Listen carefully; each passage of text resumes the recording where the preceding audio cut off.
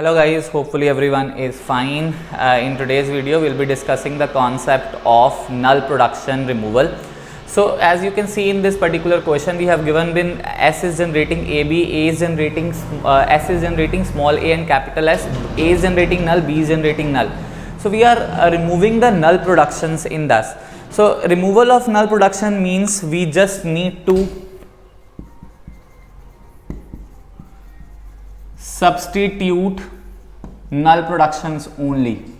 So substituting null production means I need to just put the value of A as null over here, B as null over here.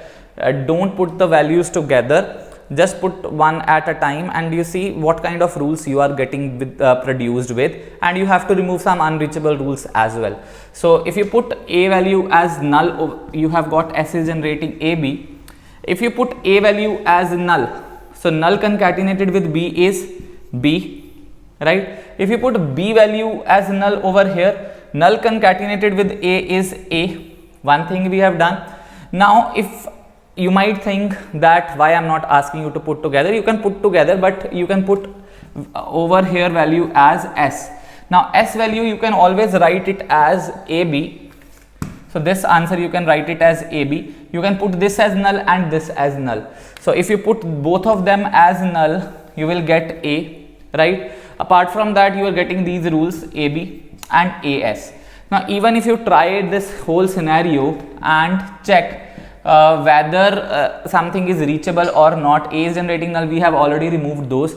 And where is D? D is something which is unreachable. So basically substituting the value of null in this scenario becomes S is generating AB, AS.